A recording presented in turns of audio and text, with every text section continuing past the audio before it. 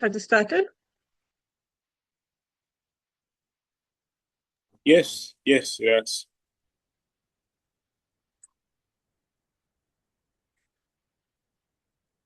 Okay. It's not saying that it's recording. It's recording. Okay. All right. Good morning, good afternoon, good evening, everyone. I am Julia Ribeiro, Programs Officer and one of the organizing committee members for this practical workshop at SRN. Welcome to our second session. We are happy to see you all here. Before I introduce you to our facilitator and highlight the objective of today's session, on behalf of SRN, we would like to share brief announcements.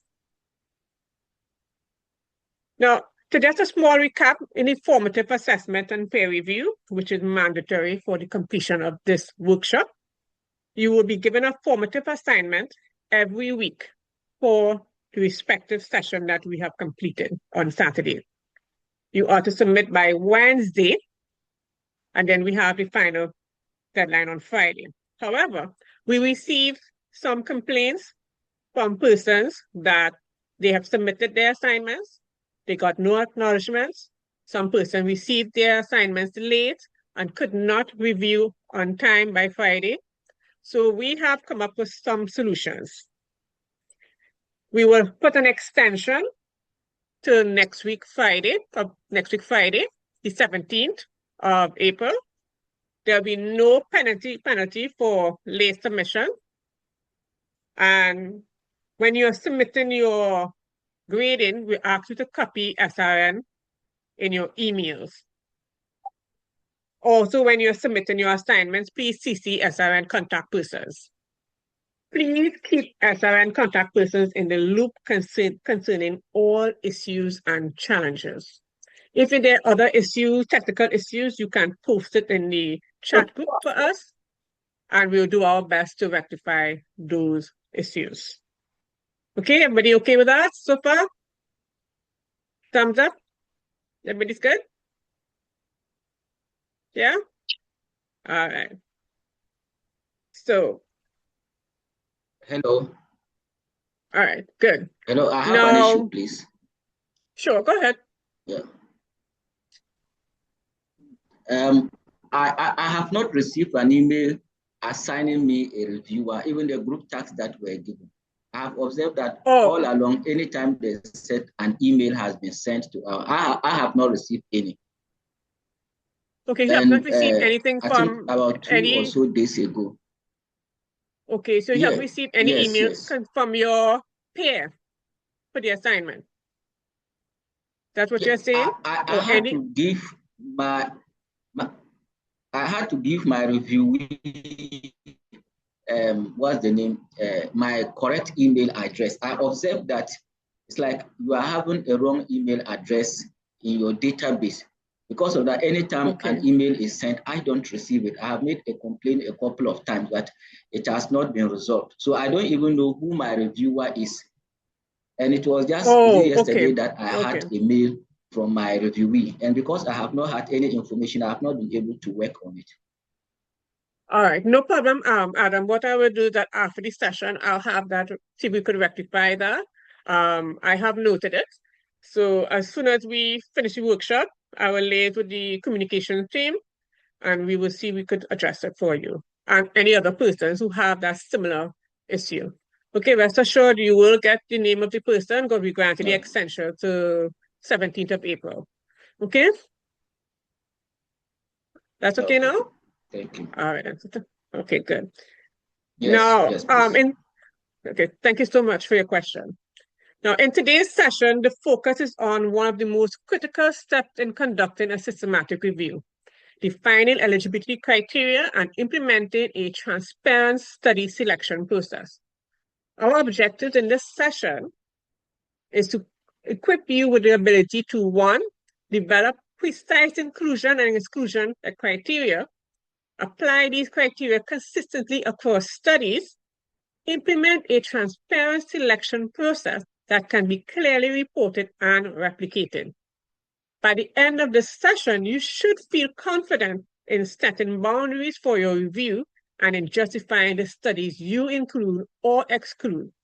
This foundation is essential for producing evidence that is trustworthy and impactful. So without further ado, I will now share our facilitator's biography. This is Dr. Leonard Uzairue. He is an academic with a keen interest in medical microbiology and public health, particularly in antimicrobial resistant pathogenesis, immunology of infectious agents, and data modeling epidemiology. He's a recipient of the NIHR and RSTMH joint grant for a study on the impact of COVID-19 and infection prevention and control on antimicrobial resistance in Nigeria. His research has led to several peer-reviewed publications in reputable journals. Previously, Dr. Leonard served as a lead molecular specialist at the International Foundation Against Infectious Disease in Nigeria. He also acts as an academic research advisor for the Young Medical Laboratory Scientists Forum of Nigeria. Passionate about research capacity development and antimicrobial resistance, he actively contributes to advancing knowledge in these fields. Dr. Leonard is currently a lecturer at Staffordshire University, where he teaches biomedical science modules at level 4, 5, and 6, fostering student learning and development. His academic responsibilities include supervising student research projects and guiding them towards successful outcomes, developing engaging teaching materials in clinical microbiology and infectious diseases to enhance student understanding and interest. So, Dr. Leonard, we'd like to have you. You could go ahead and share your slides and begin the presentation. Thank you, everyone. I'm sorry, you need to, before I start, you need to be monitoring the, to admit people in, because I've actually been doing that by the side. So yes, we'll be monitoring that on the background. We'll handle all issues on the background for you, and we'll keep you up to date, okay?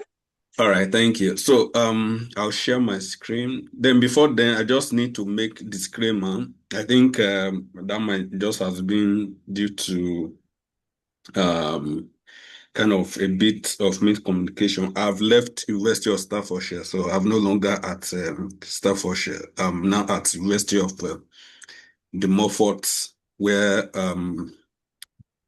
I'm still doing the teaching, but more of into research. So I've also just started my research group there. So kind of a bit shift in portfolio, basically. So okay. Yeah, that's just that. So thank you for giving me the opportunity once again to present this or to be part of this process. Systematic Review Network has been an excellent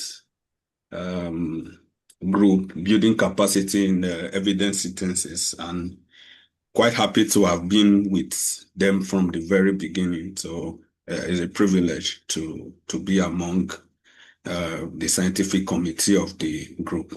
So my task this afternoon or morning or evening, wherever you, depending on where you are, just to look at how to develop a robust eligibility criteria and kind of use that to be able to select very good studies that will enhance very good outcome for your either systematic review, scopy review, or meta-analysis, as the case may be, depending on. So I'm just going to a bit go through some of the background that I'm sure that other session has introduced. Then we go deep into what we are supposed to be looking at. So basically, I'm sure if I ask what is systematic review, now what differentiates systematic review basically from other types of review is based on the approach. Now, you can do, I'm sure most of you, whether during your undergraduate or postgraduate, you have done review in one form or the other. Now, it could be narrative review or just umbrella review, depending on, but when it comes to doing a systematic review, there are things that you need to bear in mind. That's why the eligibility criteria becomes very, very important. Now, for a systematic review, it has to be something that is done in a systematic form, and the approach has to be comprehensive.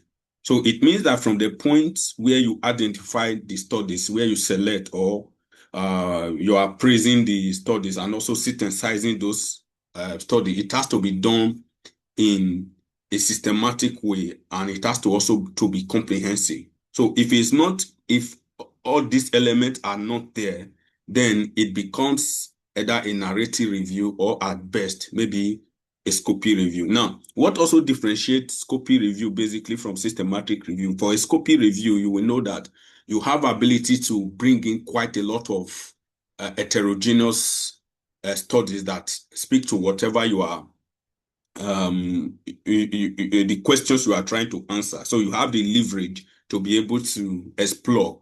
But in terms of a systematic review, you have a specific question that you are answering. So all the studies that you're going to be answering has to be based on those, have to be based on studies that are related to those questions. So you don't have that leverage to be able, you are kind of narrowed. But the evidence that comes from that study is very impactful for that particular question that you've answered. So basically, it has to be something that you have to plan, and that's why building your protocol from the very beginning becomes very, very important. So some of the key characteristics that you always find in this kind of study have to be, you have, for example, there are some journals that if you want to submit a systematic review, they will ask you for a predefined protocol registration.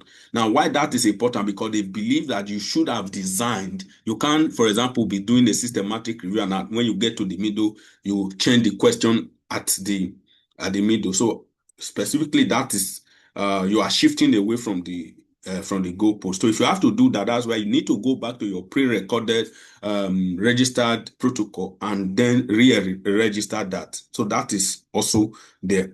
Then another very important element of a characteristic has to do with a systematic search.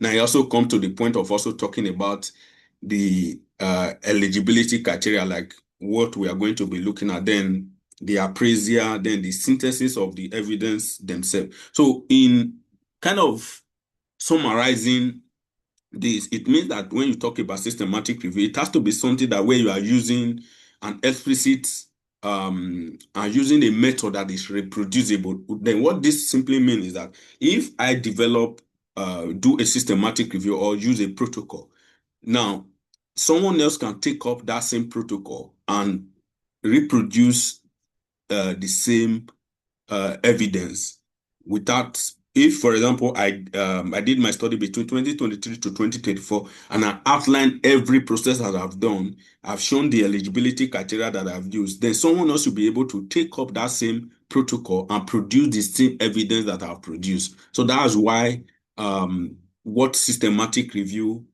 is and what make it different from other kind of review as the case may be. Then coming to the point of even talking about the meta-analysis aspect. Now, this has to do with the statistical aspect, as you may have been told already.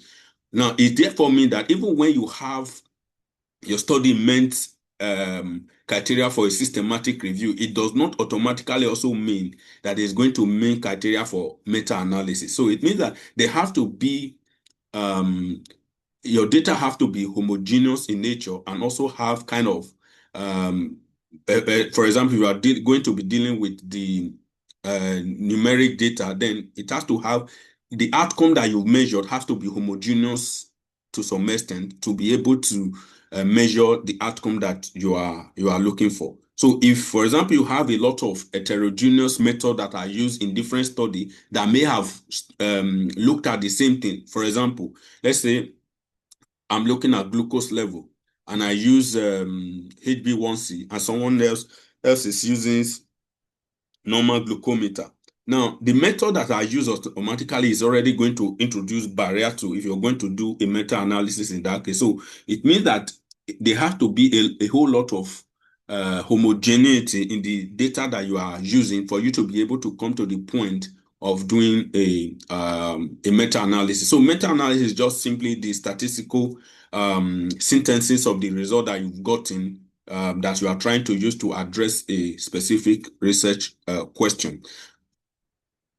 So now, when we talk about the important, I'm sure that these are things that you're already aware. Now, systematic review, for example, we provide kind of the highest level of evidence for you to, if you are a policy maker or you work in a policy setting, for example, whether in health, whether in agriculture, whether in business. Now, you can synthesize evidence to answer a particular question. Now, if you're able to do that, whatever evidence you've gotten will be more weightier than the one that probably a single study you got from a single study. Now, example of this is if I do a study, for example, that is looking at the behavior of a certain group of people regarding acceptability or of a particular method, whether social method or social method of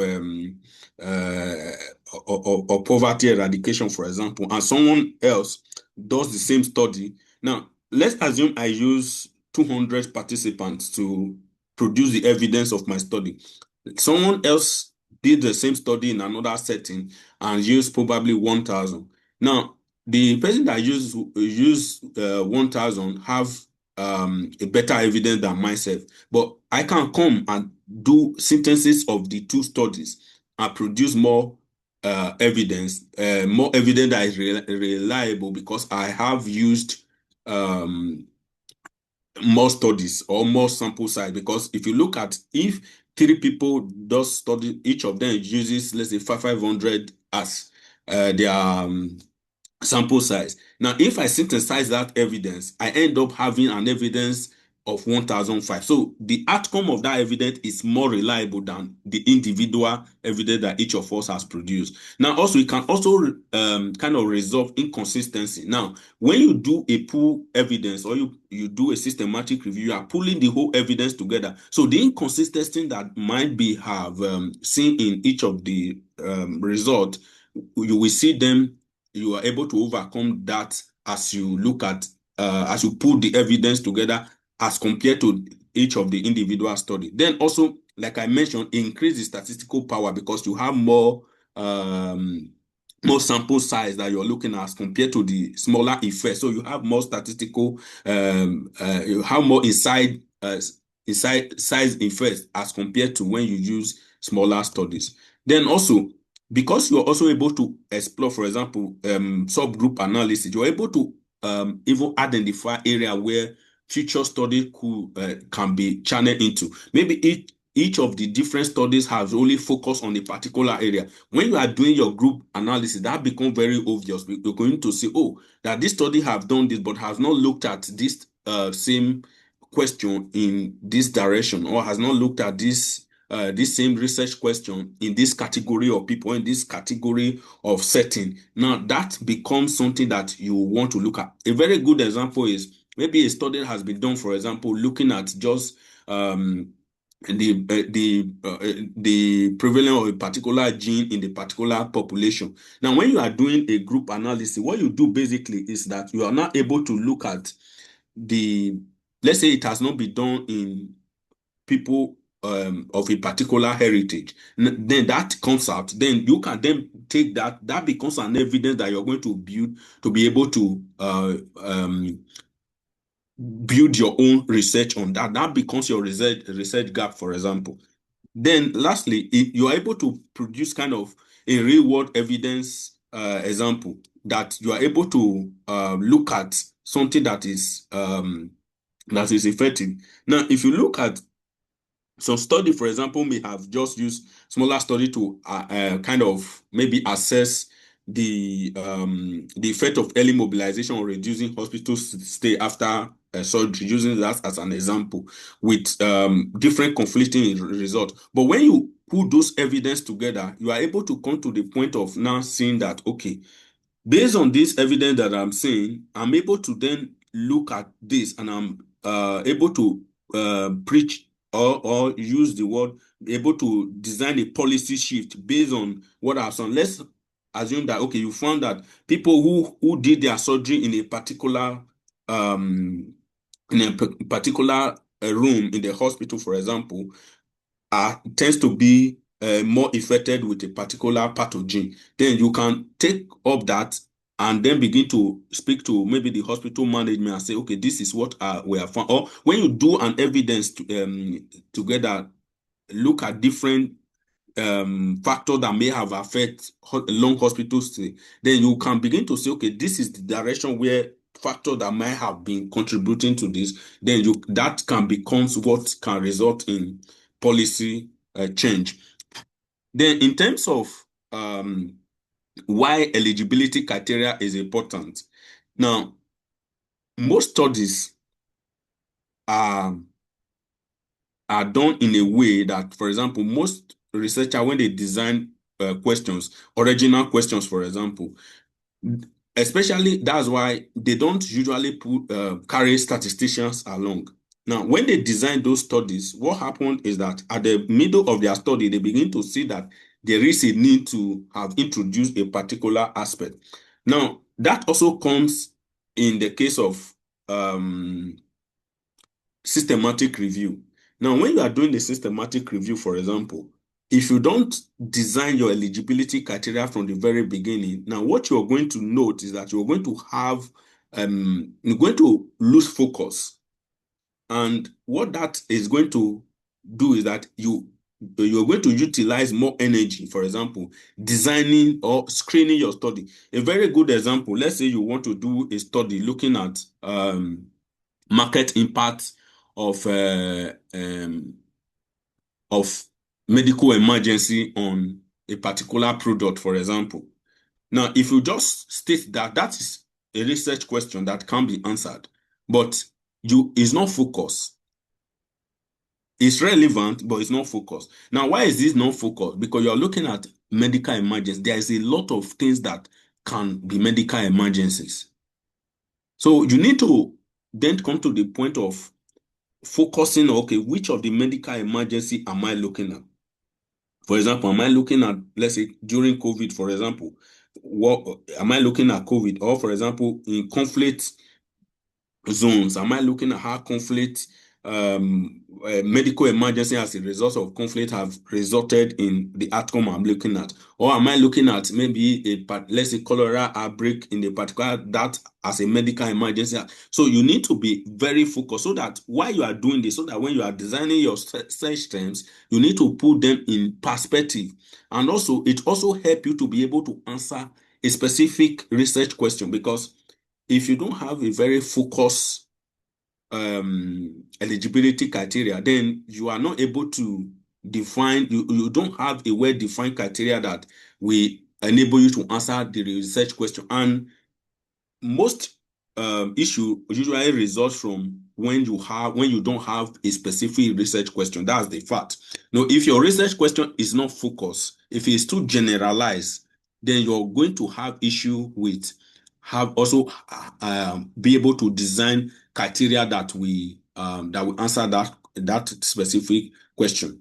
Then once you get to some of the examples that I gave, you're going to see. Then the next one is minimizing bias. Now, when you have a very clear criteria, what you are doing is that you are able to minimize selection barriers. Now, why this is very important is when you don't have a well-designed inclusion and exclusion criteria, you are bound to select a whole lot of studies. Now, example is this. If you're doing a study, for example, that focus on, let's say, sub-Saharan Africa, so it means that when you're doing your search, you're not going to leave the location aspect of your search. You have to list each of those each of the sub-Saharan countries that you are trying to look at. But if you don't do that in your search term, when you are designing for example, your inclusion criteria and exclusion criteria, you just did your search without including those exclusions. Now, what you're going to have a whole lot of studies that is going to take you quite a lot of time to even finish screening, and that is going to result in an issue. Then another important is that when you have a very good, I'm trying to use the negative aspect of when you don't have to have it, so that you know the good aspect is if you have it, this is what you are going to have. So in essence, if you have a very good eligibility criteria and study selection, what you then have is that you have a study that is valid and that is also reliable. Now, when we're talking about this, it simply has to do with you're only going to be including appropriate studies that strengthen the internal and the external validity of the review process. Now, most often, why systematic review papers are rejected, once the reviewer or even the handling editor looked at your title of your review or your systematic review, and try to compare that with what your eligibility criteria are. If they don't see kind of alignment, then that is already a ground for that study to be rejected, because they are not going to be able to really believe whatever evidence that you produce is reliable and is valid. Then another very important issue, like I mentioned at the beginning, is reproducibility. Now, if you don't have a very clear inclusion and exclusion criteria, when you do a study, another individual is not able to do that same study, not able to take your protocol and replicate that same review process. And if you don't have that, then you don't have a review, because the purpose of a systematic review or an evidence that tomorrow someone else can come and build upon what you've done. Let's say if I've done a particular study to, let's say, 2024 or 2025.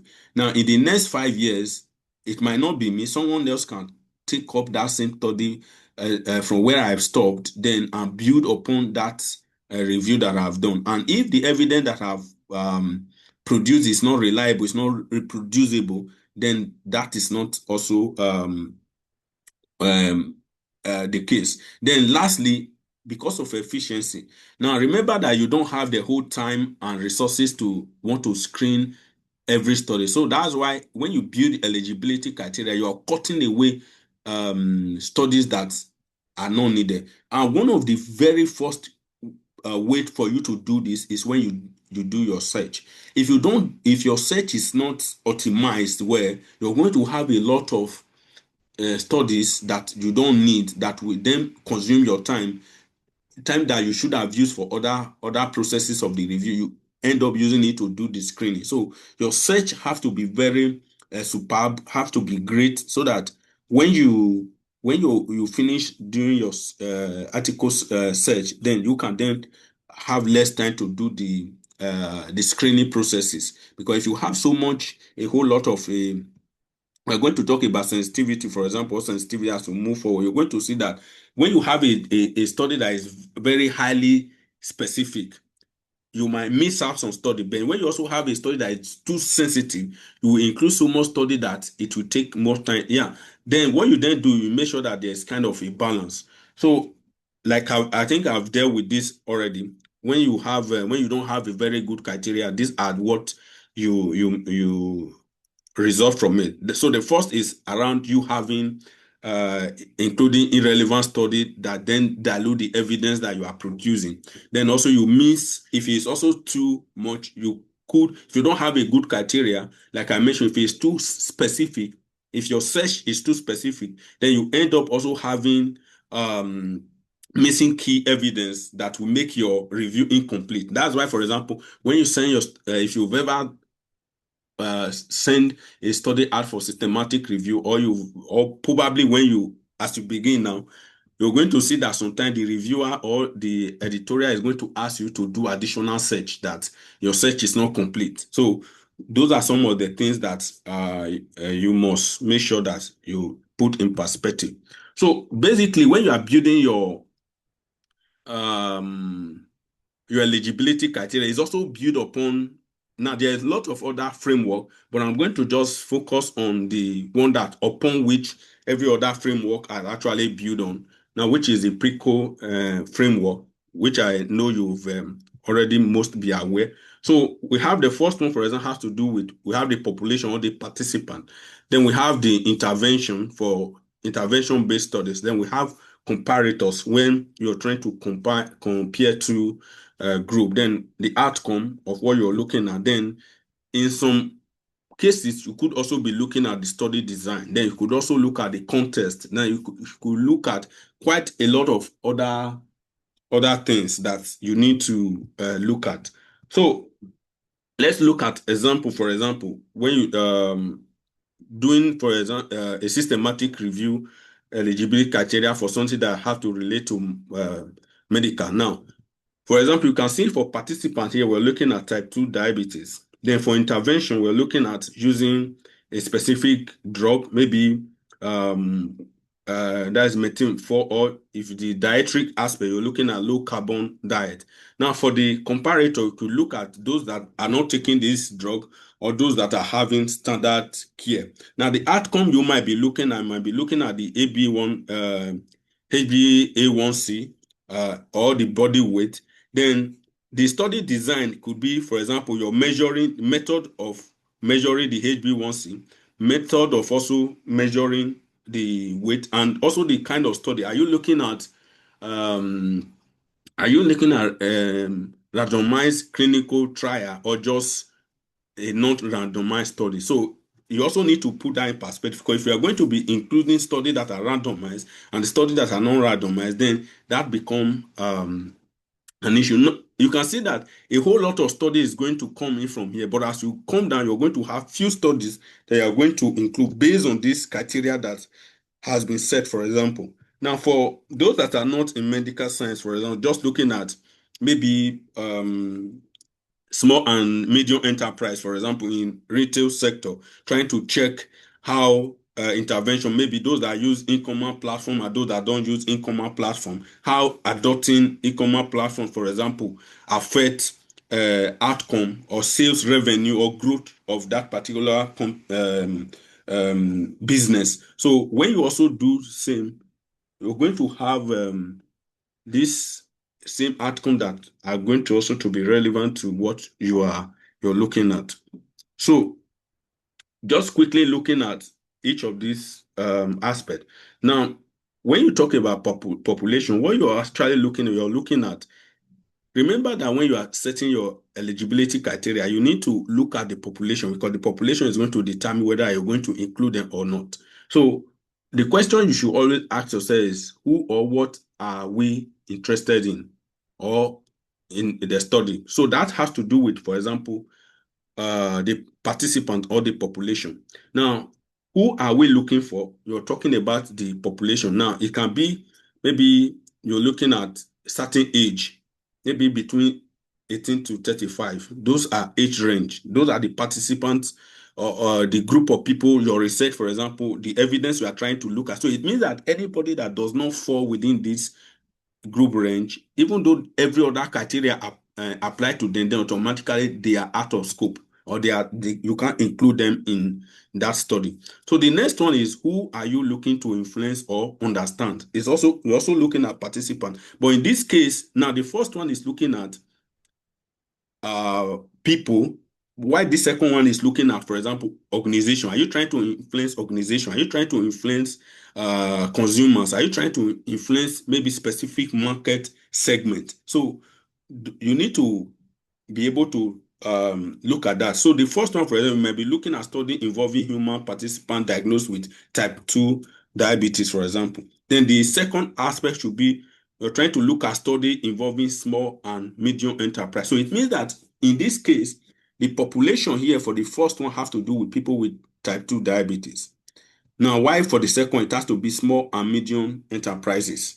So, well, if the business you are looking at is a big business, for example, then that is out of scope.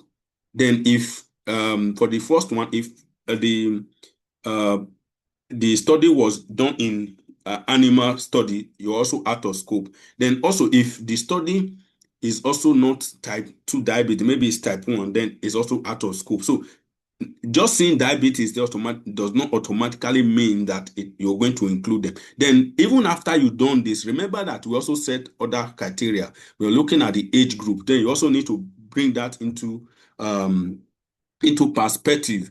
So intervention, in this case, we are trying to look at what is being studied. Now, are you trying to study the effect of a particular drug on a particular condition?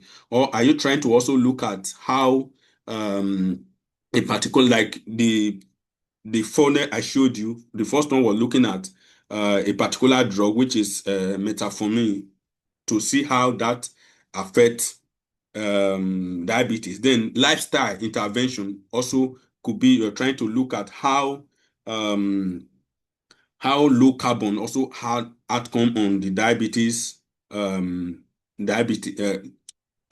also. Then also the type of adoption that a particular business also has adopted could also have outcome regarding their sales. For example, the type of e-commerce platform that that particular business is using. Is it using Spotify? Is it using WooCommerce? Is it using, quite a lot of them, maybe using Amazon, using Seller, or all the different platforms that are being used can also have influence on the kind of outcome that you have in terms of intervention. So the intervention here is the kind of, for the business aspect, is the type of commerce platform that is being used. While for the health-related aspect has to do with the kind of, for example, medication that is being used or the kind of lifestyle intervention that that the individual is being adopted. Then what you are trying to use to compare, for example, for the first one, you're comparing with people that are taking maybe another type of drug or just placebo. They are not taking just standard care, that they are undergoing standard care also. Then for the business, you're looking at people that are not using e-commerce platform. They are just relying on traditional method of sale. You have a shop, someone come to your shop, buy what you have, then that's all. So that can be what you are comparing, trying to see, for example, whether using the e-commerce platform as an example, whether the use of e-commerce platform, whether it has any impact on sales or outcome that a particular small and medium enterprises generate. Then the outcome that you're measuring. Now for the business, you're simply looking at the growth, the sales growth. You're looking at customer satisfaction. You're looking at maybe employer retention or market share. Then in terms of the health, you're looking at the outcome in this. You're looking at the level of HB1C, the glucose level. You're looking at the body weight. You're looking at that is cardiovascular event or quality of life or such in individual can be outcome. But when we talk about quality of life, that is also a very long because there's a lot of things that you can measure around quality of life. So it is very important that you also put that in perspective. So in terms of study design, like I've mentioned, the type of study design that you're using also matter most. Now, if you're looking at intervention-based study, the best studies for you to always include in those studies are randomized control trials. Now, when we talk about randomized control trial, don't think that we're only talking about in terms of clinical trials. Now, there's a difference between randomized control trial and randomized clinical trials. So you need to understand most studies, whether you're doing even a common co-designing of an intervention, it could also be, you can also randomize that and try to see the effect into whatever impact that is going to have. Now, also, it could also be the observational study that you are including, or cohort study or case control study, as the case may be. Now, each of these are going to have impact on how you are able to generalize your outcome to the population you are looking at. So, for example, if you look at randomized control trials, the evidence you are going to generate from that is more reliable as compared to if you use studies that are just observational. Then also, for business studies that have to do with business, you also need to look at, are we talking about empirical studies or we are looking at qualitative studies? No, you know that if you're looking at qualitative study, you'll be looking at synthesizing themes. You won't be looking at, for example, looking at numbers. So you'll be looking at, okay, what theme is more prevalent in all the study that you have, or that is most occurring in what you looked at, as compared to if you include evidence that are quantitative. So you'll be looking at numbers in this case. So you also need to understand each of these perspectives. Now, lastly, there are some other things that you can also include. For example, the language. Now, depending on where you're doing your study, if your study, for example, is done in sub-Saharan Africa, there are countries within sub-Saharan Africa that are not English speaking. Are you going to be including, are you able to include studies that are done in French? Are you able to include studies that are done in Portuguese? Are you able to include studies that are done in Arabic or, in Arabic or in other languages? So if you are not able to do that, you also need to state it clearly that all your studies are going to be based on only English language. So that is also very important. Then you also need to look at kind of the time frame where the study was done. Then you also need to look at the setting where the study was done. So those are some of the things that you can also add to the PICO that can expand the kind of context too. Can include context. Quite a lot of other framework that you can also use. So remember I mentioned specificity and sensitivity, so I will quickly just go through it before we move. Then when we talk about balancing specificity and sensitivity, remember that I mentioned that if your study is too specific, you're going to miss out some evidence. Then if your study is too sensitive, you're also going to dilute the evidence. So they have to be kind of a trade-off between the evidence that you are including, between sensitivity and specificity of the evidence that you are including. Now, when we talk about specificity, we are talking about how well the criteria include irrelevant study. Highly specific, for example, highly specific criteria lead to fewer irrelevant studies. So it means that you're going to miss some relevant study, but you're going to have fewer irrelevant studies. Now, a very highly sensitive study in other case will capture quite a lot of relevant study, but you also include more irrelevant study. So it will increase your workload. So you have to choose,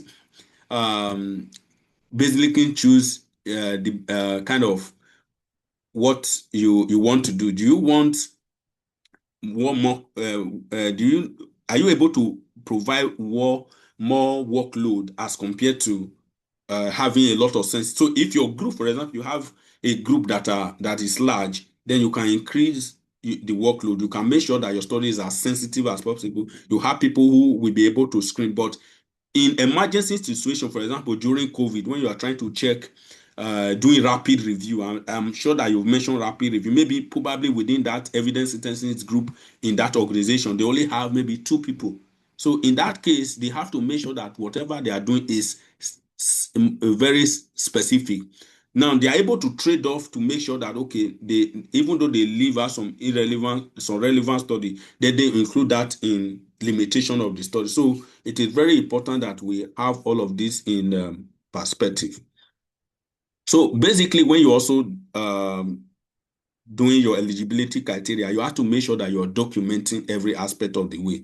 Everything that you do must be documented. It has to be transparent, has to be reproducible, and also lastly, you make sure that you register your protocol, whether with Prospero or with Avid. There's quite a lot of bodies that you can register your protocol with. And the reason being that if you register your protocol and you are publishing your data, with that alone, it already gives some kind of credence to what you've done because you've registered the protocol. Then moving from criteria to selection. So basically, I'm not going to dwell, I'll just read through because I know someone else is going to be doing all of this. So like I mentioned, you have to make sure that you do good database search. Then eligibility criteria too can also include making sure that you have all relevant record through a systematic search, like I've mentioned from the beginning. Then you have to go through the abstract and title and abstract screening. Then you move to the full text. Then you have to then suggest then to the inclusion that criteria that you've made. Then you include your studies. Then some key features that have to be with your Prisma flow, which I know someone else is going to talk about. I just need to mention some of this. You make sure that you are able to document reasons why every study that you are removing from your study, and also showing why you are doing that. So just to quickly look at some example based on what I have done so far, I will probably need you guys to unmute at this point and answer some few questions. I think I still have like about 7 minutes to go. So now, based on what I've discussed so far, now these are the criteria that let's say I'm doing a study. I've set this criteria already that the condition, for example, must include people who are 25 and 45 age. I should include that. They must live in a major city, continue for the period of 3 years, and must be currently employed full-time, at least 25 hours plus, and must not hold a PhD or professional doctorate. Now, based on this criteria that I've said, can anybody give me who is qualified based on this? If you look at it, which of these answers can you tell me that is eligible, and which of them that is not eligible? Anybody? Yeah, Okay. I feel like Profile A is eligible. Okay. Any other one?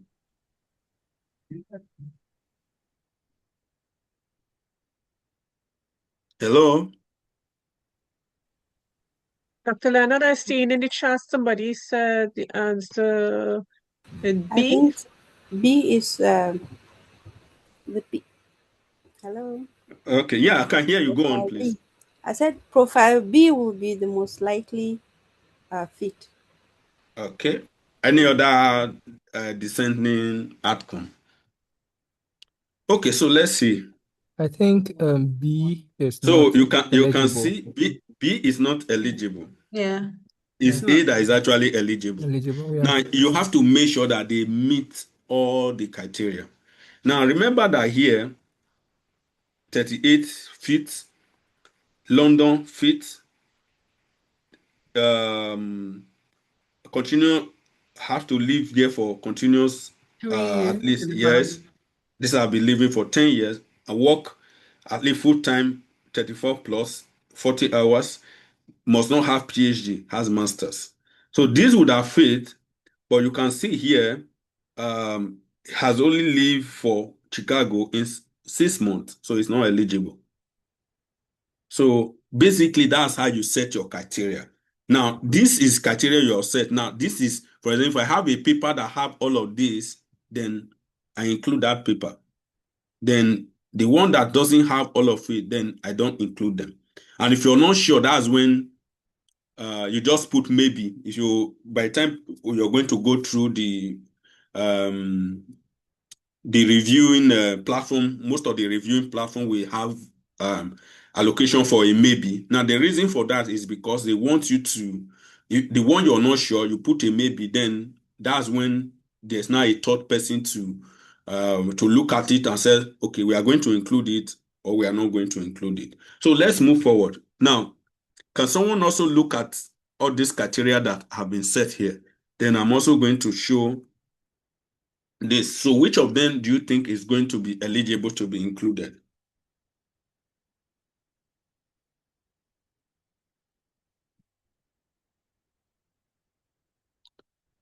Anyone?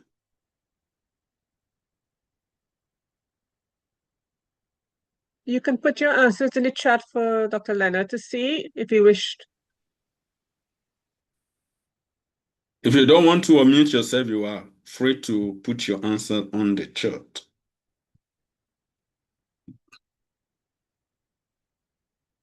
Okay, am I sure? Is this the second answer that I'm seeing? Let me be sure. I'm seeing someone is saying A. Or was that the first That question? was from the previous one. Okay, so no one have answered for this yet. Yeah, no one had answered yet.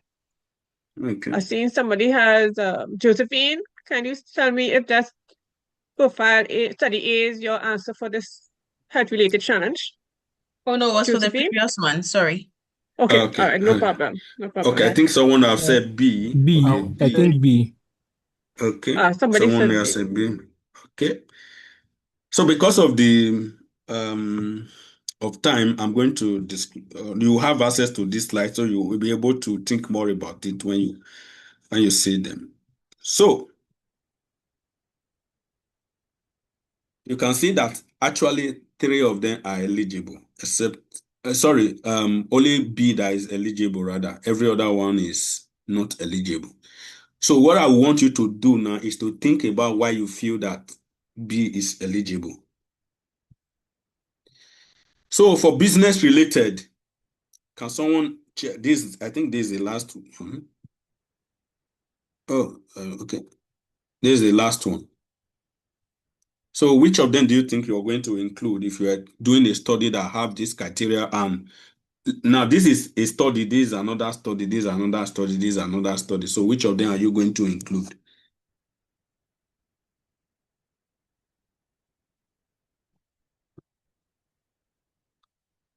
I'm on the chat in case someone want to say something.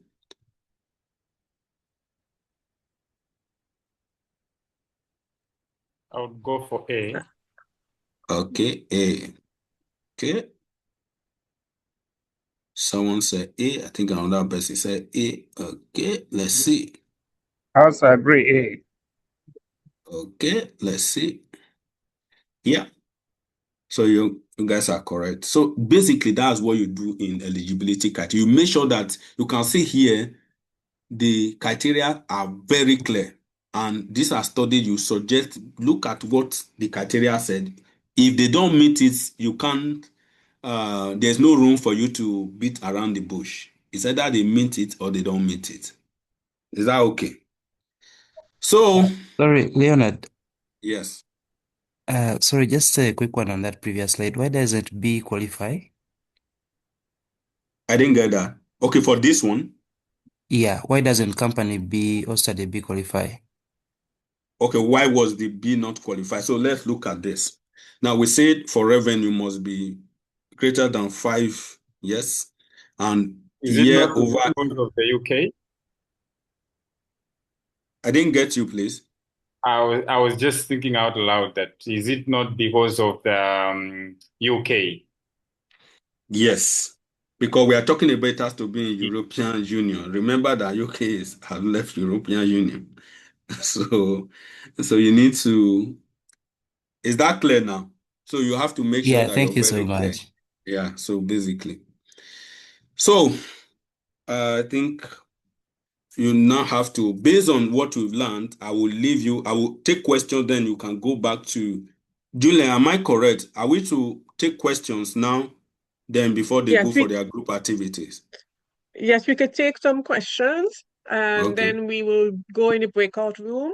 Okay. The SRN contact persons have a copy of the group activity sheet. I will also share it on the screen after Okay. you complete answering the questions. And they will have Okay. 20 to 30 minutes to discuss it among themselves in the breakout room. And then we'll come back and present, and you'll be able to give some guidance as to whether or not Okay. they're on the right track or not. Okay? Okay. So the floor is open to For questions. You questions. can raise Okay. your hand. Yes, Joseph, your hand is raised. Please go ahead. Thank you very much for the presentation, and I'm really learning a lot. My question is, Yeah. with the eligibility criteria, Mm-hmm. with observational studies, I've quite done a few, Mm-hmm. and Okay. we are advised that in the eligibility criteria, when we mention the inclusion criteria, we could Mm-hmm. go advanced and mention that within the inclusion criteria and the people that fit into that, certain Mm-hmm. specific things may actually exclude them out. So it's like, Of course. Of but course. with your For the examples that you gave, I realized that it was more on the inclusion criteria. But for example, the diabetes that you gave, that the type 2 diabetes as in the population, would it still be in the Eligible. interest of this discussion that I would still go ahead and say, although this is my inclusion criteria, I would bring across as an exclusion to say that those with comorbid type 2 diabetes. Of course, will be out. Yeah. Oh, okay. So with that one, I'm getting a little confused. Would we have inclusion and still create an exclusion criteria? Or we Of just course. tighten? Yeah. Oh, okay. Now, okay. I understand what you're asking. Now, let's go. If I go back to that question on the diabetes, you notice that the age, for example, we say age 18 to 35. Are you with me? So it's possible, for example, the person might have diabetes, type 2 diabetes, but if you don't fall within that age range, automatically you're already out of the equation. You are not eligible. Now you have it, but based on the age inclusion, you don't meet it. Is that clear, please? Are you following, please? Yeah. Now, going back to the question you asked regarding comorbidity, yes, it's also very important. There are some studies that you can be doing, especially if you are doing interventional studies.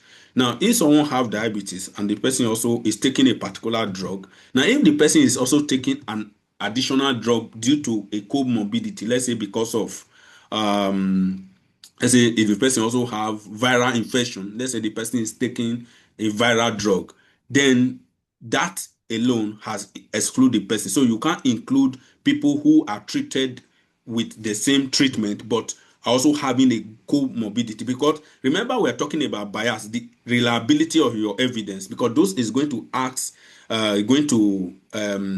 kind of make your evidence not to be reflective of what you want. Even when you're designing clinical trial, for example, you make sure that you remove you set your eligibility criteria to make sure that people who have certain comorbidities conditions are not included.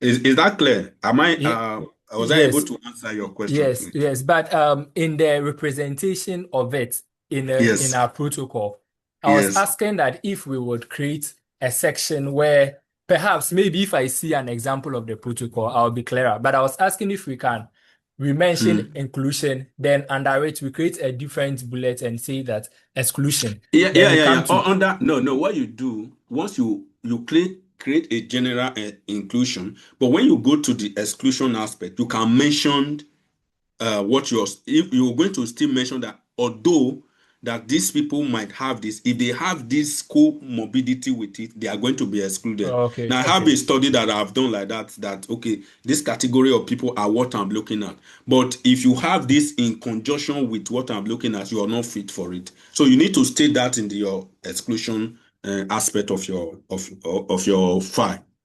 Okay, thank you very much. Yes. Yes, Dr. Leonard, there's one question in the chat.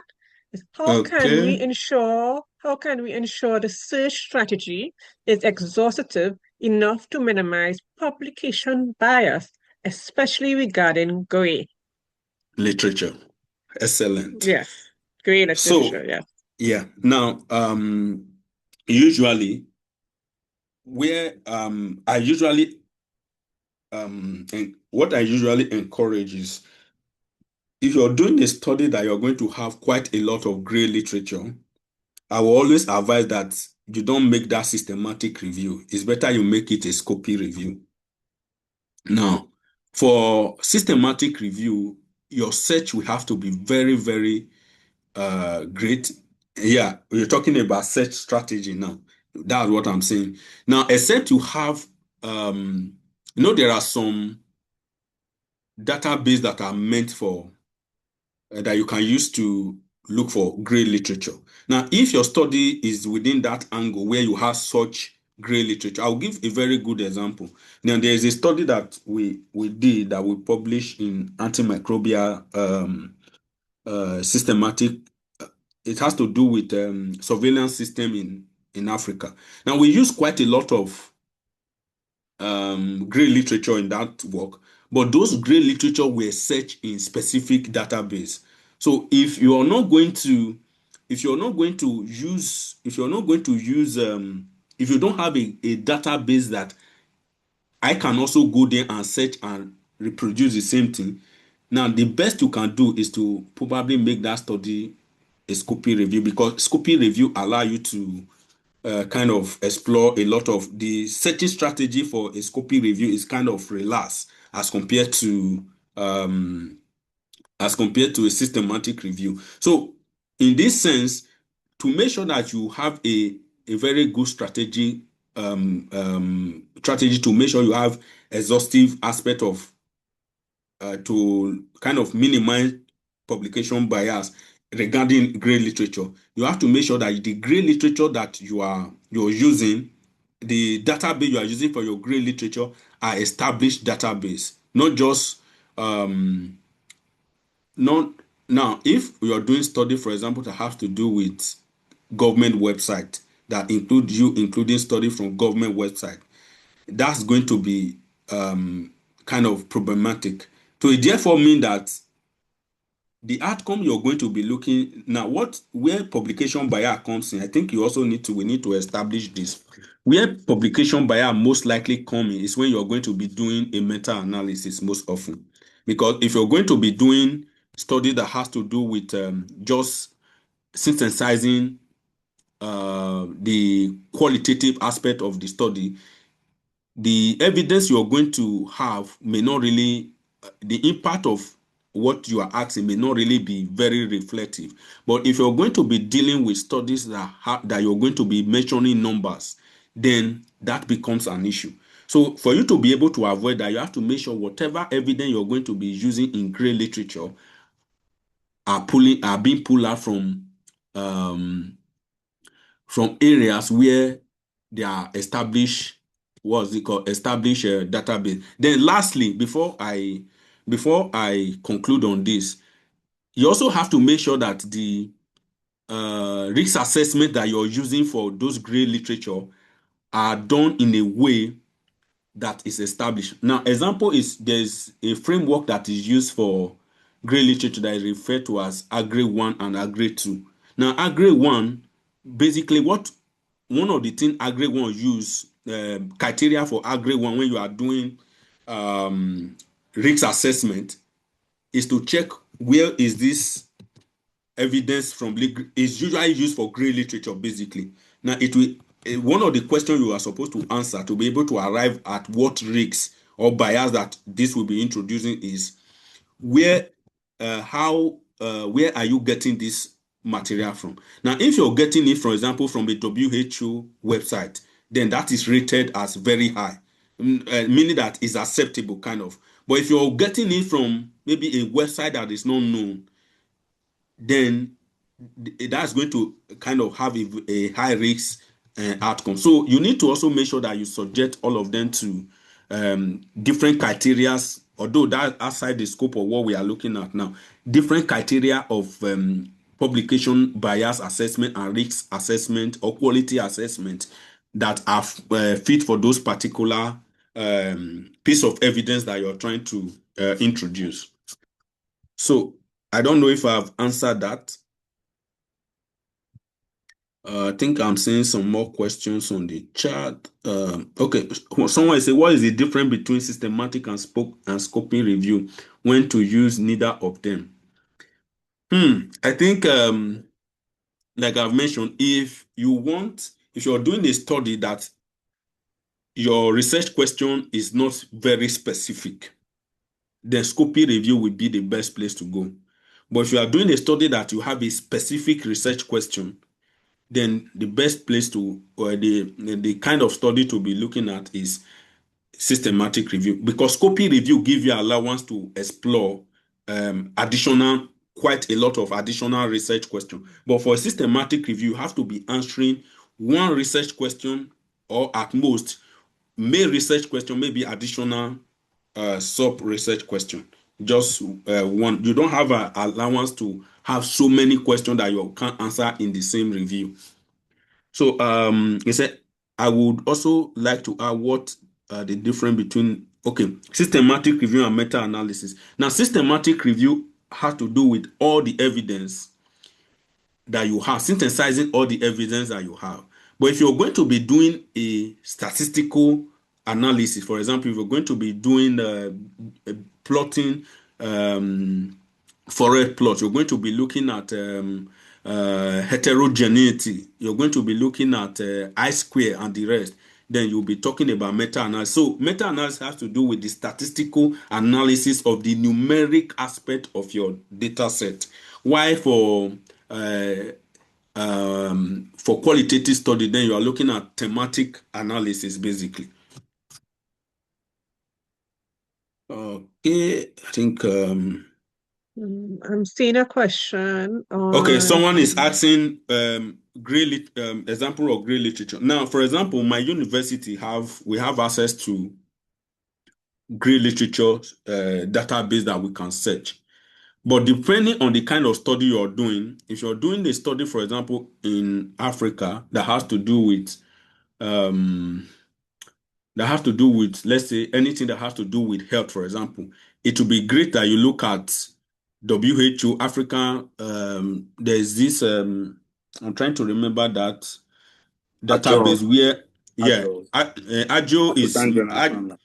Agio is actually for research journal. I'm talking about gray literature. Then that has to do with, there's this WHO database that is used for depositing all policy documents that are from every country that are member countries. So that can be what you can use. But for journals, for example, you are doing a study that is done in Africa. If you don't include search from Agile, if for example, I'm the handling editor of that work, with that alone, I'm going to send it back, because most studies that are done in Africa may not end up in Scopus, may not end up in PubMed, may not end up in Web of Science. So you have to literally include study from Agile, or at best, if you have a way of searching Google Scholar, which is not a very good, is a good database, but for synthesizing all article together in one place, it kind of have a kind of limitation. Sorry, okay. Leonard, still on that bit of the database, I'm finding it hard to get that word you're saying. Is it Agile? What's the kind of spelling? Agile is not for gray literature. That's what I was trying to correct the person that mentioned Agile. Agile is for studies that are done in Africa, that are published by journals that are Africa based, that are Agile is just like your PubMed. It's just like your Web of Science, basically. So Agile is when you do, for example, your university-based journals, your society-based journals in Africa. Africa basically are indexed in Agile. So most studies that are published by those journals are repository in Agile. So when you search Agile, you are basically looking at studies that are done in Africa.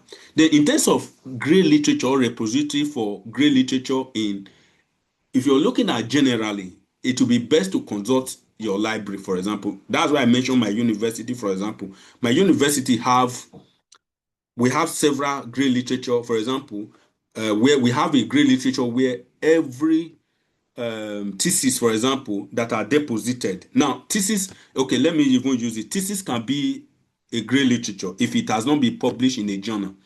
Now, if your university, for example, have a bar repository where all theses that are produced by that university are deposited, you can search that to look for. That can serve as gray literature because they are not peer review published. But however, if you're looking for specific, let's say WHO, you are doing a study that has to do with WHO, then your gray literature database have to be a database that WHO, where the WHO deposit all their publications, which I know they have, but I may not really know have at the point of my head. Now, another one is that is the iris. Yes, iris. That would be just the answer. Yes, yes, IRIS for WHO. So you need to search IRIS, because if you're doing study that have to do with policies within Africa, and you've not set IRIS to see what government has deposited policies around government, then it's not going to be accepted. But in terms of other, let's say you're doing study on the health economics or things around that, the best for you to do is to consult your university library and ask them what great literature database can I search. So I think that's where I will ask. I think someone else, I think Victor's hands is up. And there was another question. As I'm waiting for Victor, I'll just quickly. Okay, go on, Victor, please. All right, thank you, sir. I wanted to start one moment, please, Yes. Dr. We'll take a question from Victor, and then we'll break out in the breakout room.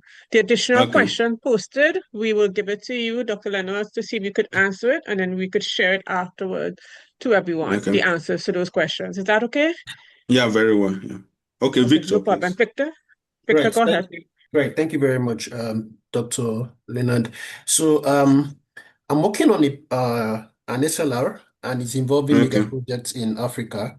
So one of the challenges I have is that, Africa generally is multilingual. You have English, French, Arabic, and all of that. And then the mega projects are large, right? So I'm looking at countries within all of Africa.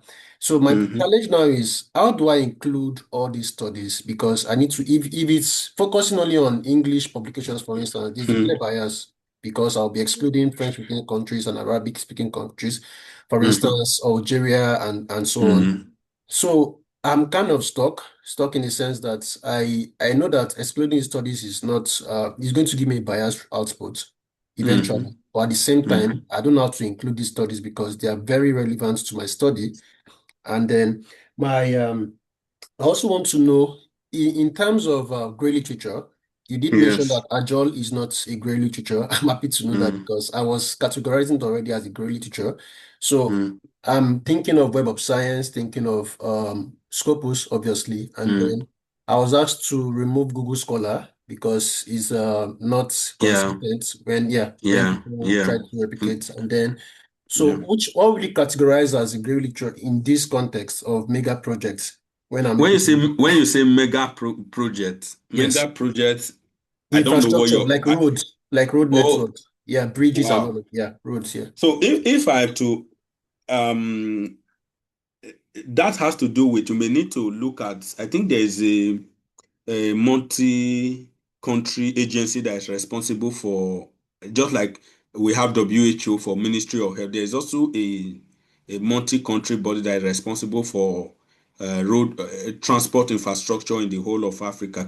I don't know the name of the body because that's not my domain. So that's what you may need to search to check where, for example, I can still remember there is an agency, just like the way you have a World Trade Organization, there is also an organization that is kind of host the whole of something, maybe UNDP.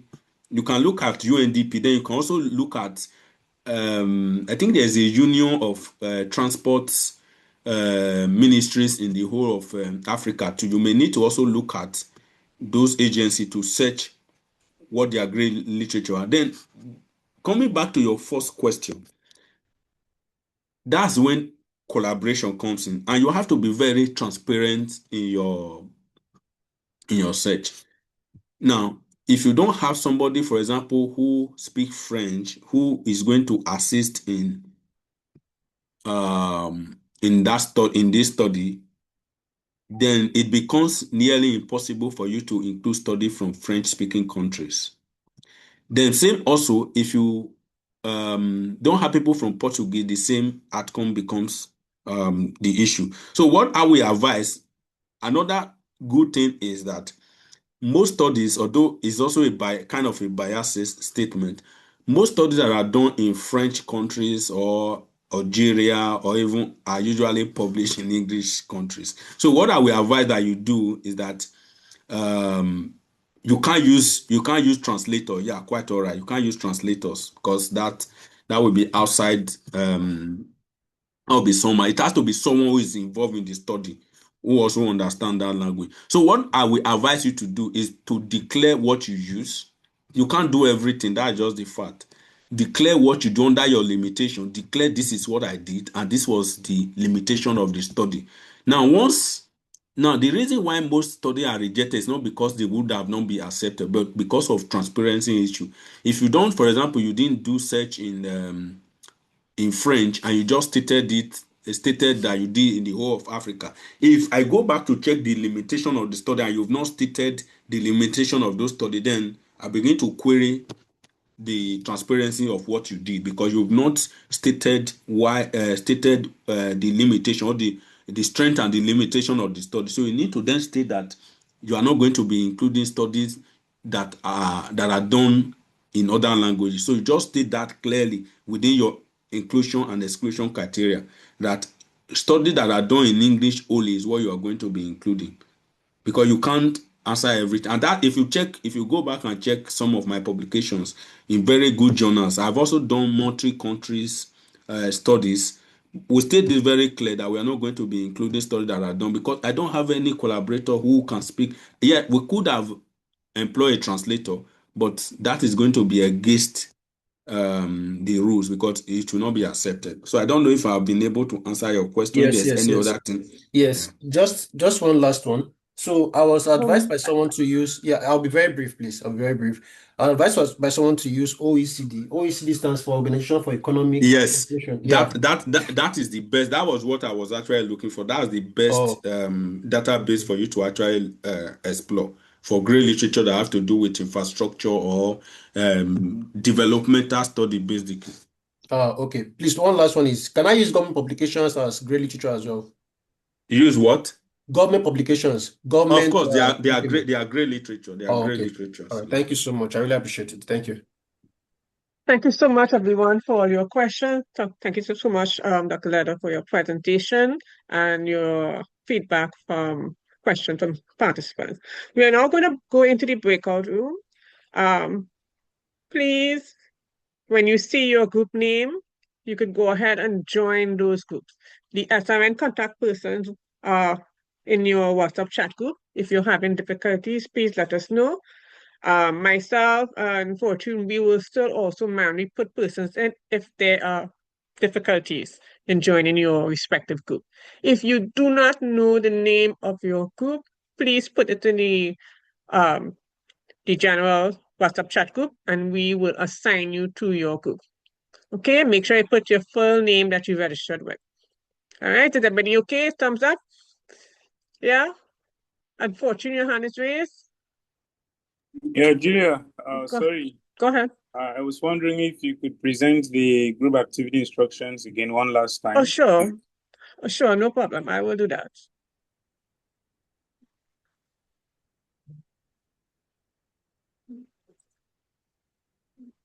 Okay. I'm not sure if you all can see the screen as yet. Can you see the screen? Yeah, we can see it. Okay. Now, I'll just quickly read out the slide. Your task is to develop clear inclusion and exclusion criteria for systematic review. You may choose one of the topics and review questions your group worked on in your previous group activity, or select a new topic only if the previous one does not align with your field in terms of the consensus among your group or area of interest. Please ensure that your response is clear and well-structured. 2, consistent with what was covered in the live session. And 3, type directly into your Google Doc document. Same document you used last week, the same link you're going to use to type in your response. What you're going to do is you have your discussions in the group, you type in as you do your discussion, and then we'll call upon 1 or 2 groups to present, depending on time, and Dr. Leonard will give feedback on it. Dr. Leonard will also be asked to kind of jump around in different rooms to hear the discussions and see how persons are doing the activity. Is everybody okay with that? Everybody understand? Thumbs up? Yeah? Okay, good. So go ahead, Fortune. You can put up the breakout rooms and we shall start. Okay, so please, we see your name, see the group name, please join that group, your respective group. If you do not know the name of your group, please let us know and we will manually assign you to your group. I also call upon the SRN contact persons. If you are familiar with all your group members' name, you can also assist us in manually assigning them to their respective group. So you have about 20 to 30 minutes to work on your group activity. Okay, go ahead.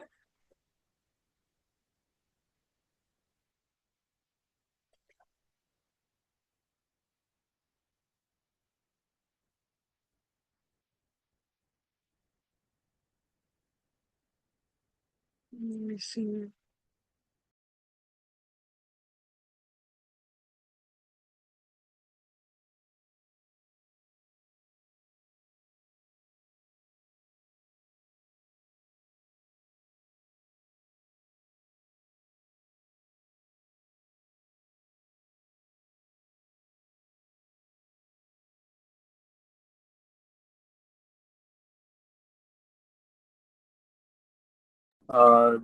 Please, just in case you're just joining us for the first time, I mean, if you're not here last week, you can see the breakout room option at the top left corner of your screen if you're using your phone, but if you're using your PC, it should be the bottom right corner. So kindly note that you are to join the group that was assigned to you, not necessarily the same country that you're coming from. It's completely randomized. So you might join a group that is different from your country. So to answer the question in the chat, the groups are working in the breakout rooms. So you can join your own group by clicking on the join breakout room option. Yeah, you see I have a lot of persons in the chat, so I think people are still trying to figure out. Please, if you're experiencing challenges joining, do let us know. We have about 12 people I yet to am join the group. experiencing challenges. I joined the meeting from my app. I hope that's not one. No. Chiamaka, just a minute. Chiamaka, you are in Tunis. So yes, I'm in Tunis. Okay, let me reassign you to Tunis now. I have done that. I was assigned to Chiamaka. Hello? So we see. Yes, please. Hello, this is Eligibility. Yeah, okay. I'm in Cairo, but I've forgotten how to No leave that problem. chat. No Yeah. problem. I have assigned you to Cairo now. Still have Dr. John, Dr. Ernest, Khadija, Moiza, and Sanwa Kabira. Hello, please also assign me to Cairo. I've forgotten how to join. No problem. Okay, so you have Sanwa Kabira, Moise, so Gino, Khadija, Ernest, and Cynthia. Basically experiencing challenges joining, do let us know. Hamza.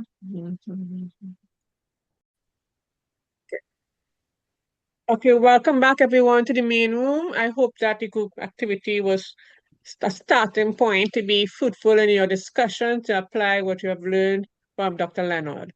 So now we're going to call upon a group to present what they have done, and Dr. Leonard will provide feedback. And if you have additional questions, you can ask her to bring any clarification. Okay, so let me ask to see Dr. Papa Opare. Forgive me if I mispronounce your name.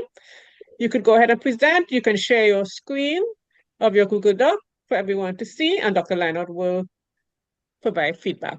Go ahead. Okay, thank you so much. My name is Dr. Papakwesi. I would present for Kampala group. Kindly permit me to share slide. Go on.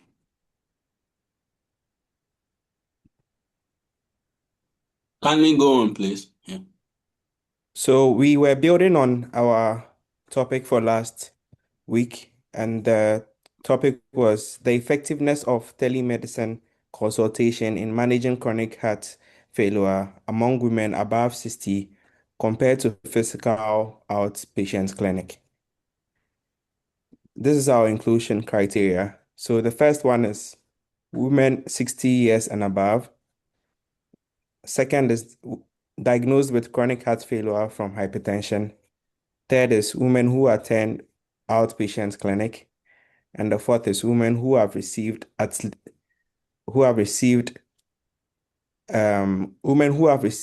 telemedicine consultation at least once in the last 6 months. And we continue with our exclusion criteria. So the first is women below 60 years. The second is women diagnosed with chronic heart failure from other causes aside hypertension only. The third is women who receive inpatient care.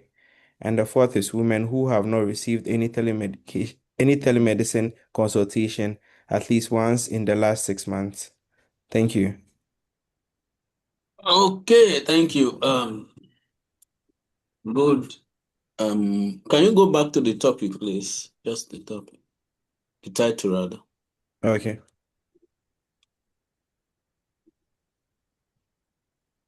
First question. Is this a natural study you want to do, or is just for this purpose? So it was an assignment from last week, just for the purpose of the assignment, yeah. Because I was going to ask you, have you done your search to see there are enough studies? So since it's just for kind of to be able to see if what you did is fine, I think that's fine. So can you just go back to the inclusion now? Okay. Now, what I would have expected you do, remember the way you should when you are stating your exclusion criteria, it's good to usually indicate, okay, number one, you're talking about population. Okay. Can you hear me, please? Yes, I can hear you. We are here. Yeah. So you're talking about population. Then this is still talking about population because talking about those diagnosed with hypertension, yeah. Women who attend outpatient, that's still around population. Then who have received telemedicine. So this is the intervention. Am I correct? Yes. Then in the last 6 months. So there is something missing. What outcome are we looking at? You've not mentioned the outcome. So what are you measuring?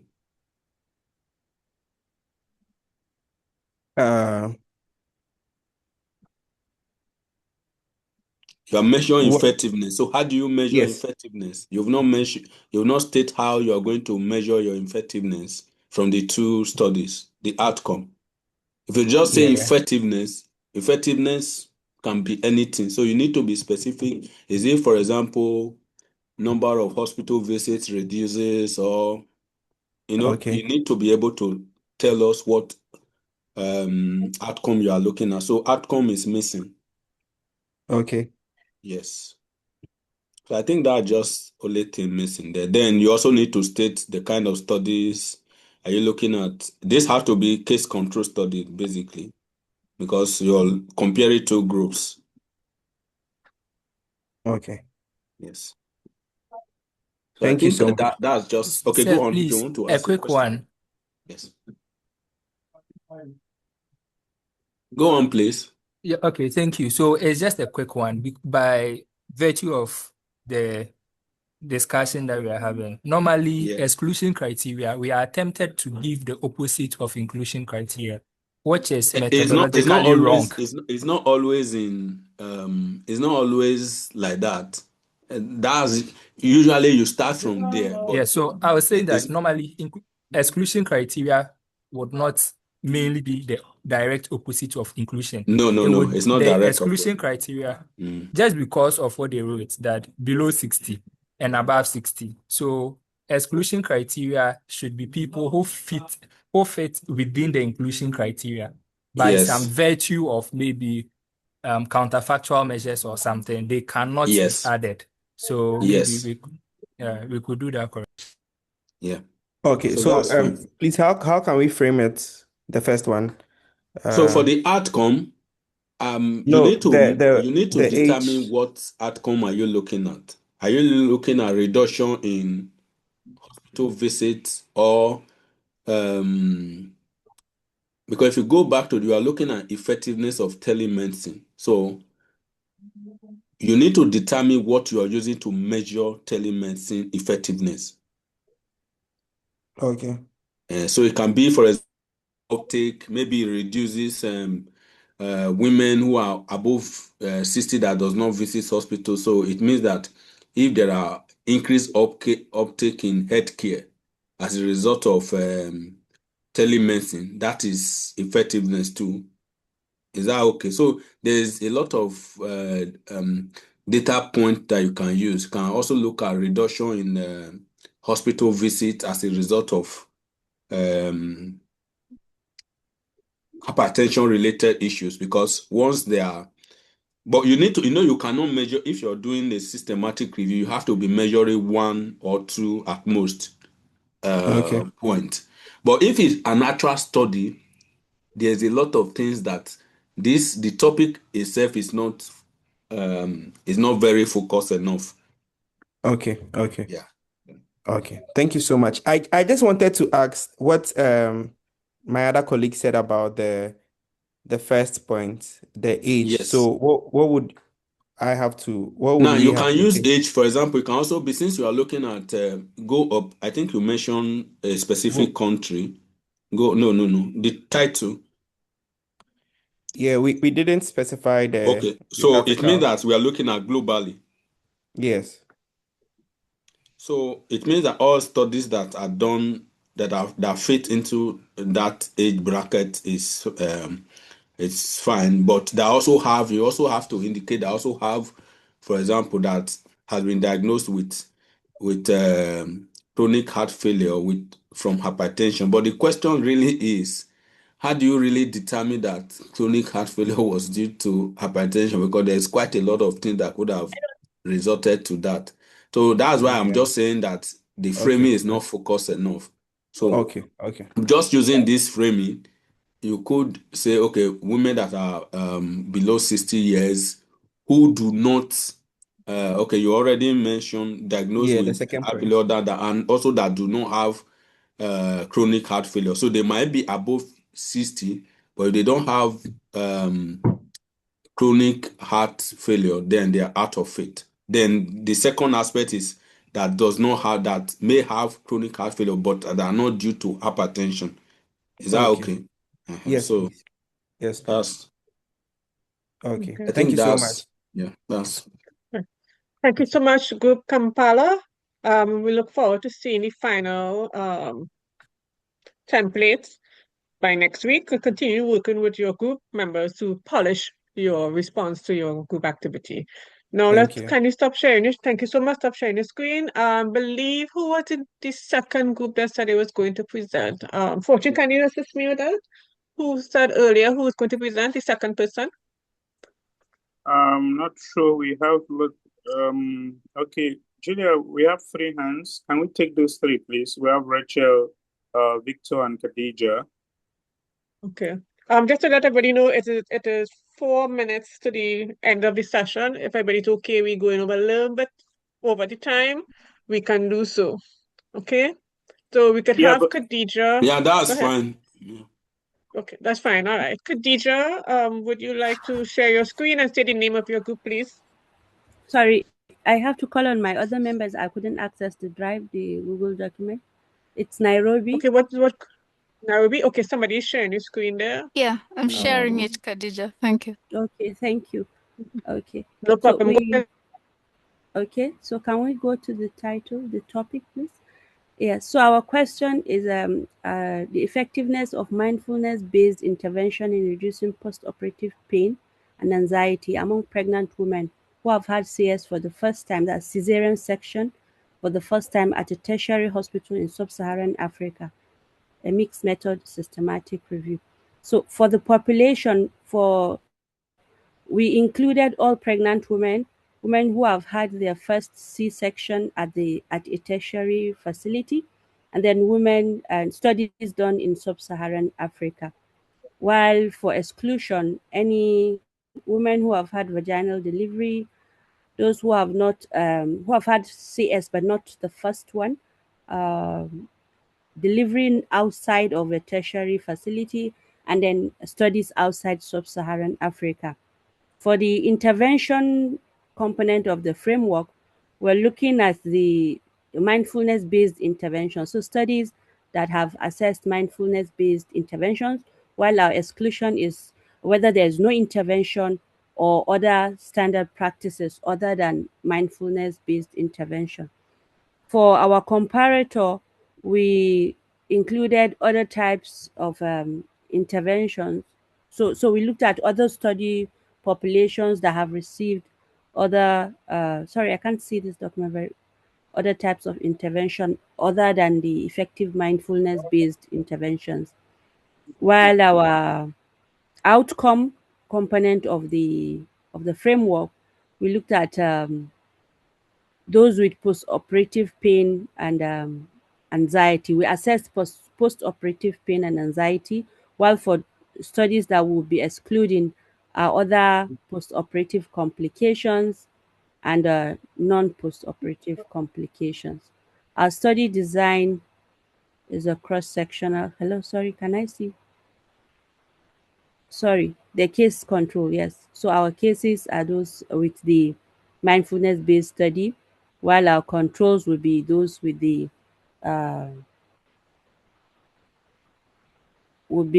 other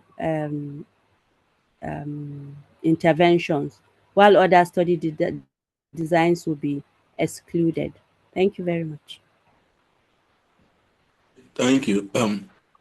Yeah, good layout. And just make a few comments. Now you're also looking at effectiveness. Again, we have to be very mindful of using the word effectiveness.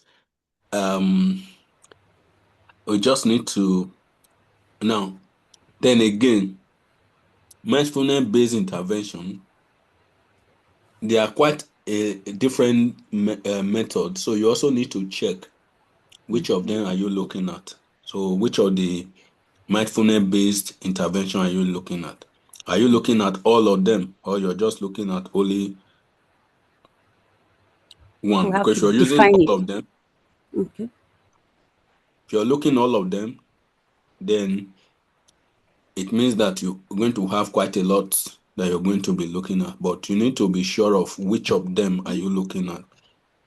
Then in terms of your, I kind of confused at a point whether you are looking at, when you went to the outcome, can you go back to the outcome, please?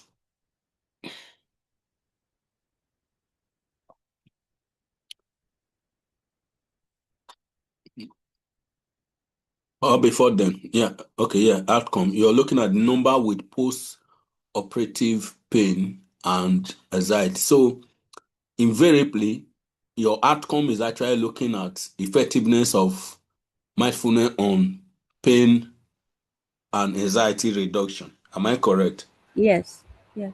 So that should be you need to capture that too to some extent, or when you're defining, for example, if it's a normal systematic review, you need to state that very clearly within your research question that that's what you're looking at. You're not looking at all the effectiveness. You're only looking at how it reduces post-operative pain and anxiety.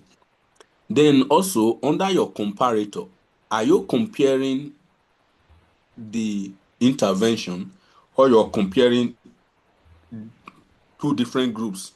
Because I'm kind of confused too, because you mentioned that you're comparing other type of intervention aside from effectiveness, mindfulness, and I think you also mentioned that you will also be looking at those that women that that had this mindfulness and those that do not have this mindfulness. So we need to be sure which of the group are you looking at. Are you looking at the intervention point, or you're looking at the population point who had the intervention, but you're trying to then see if there are differences on how the two groups uptake them.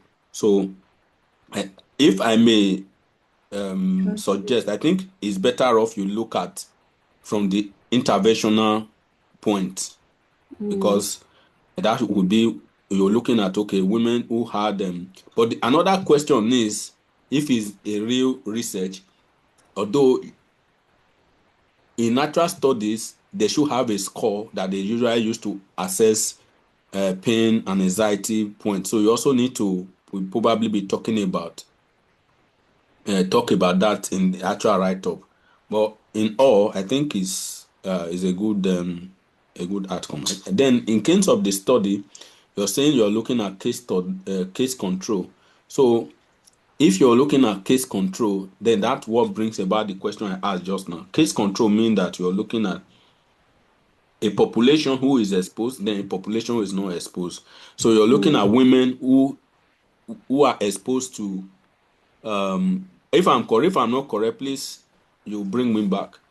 You're looking at pregnant women who had cesarean section in a tertiary hospital as the case.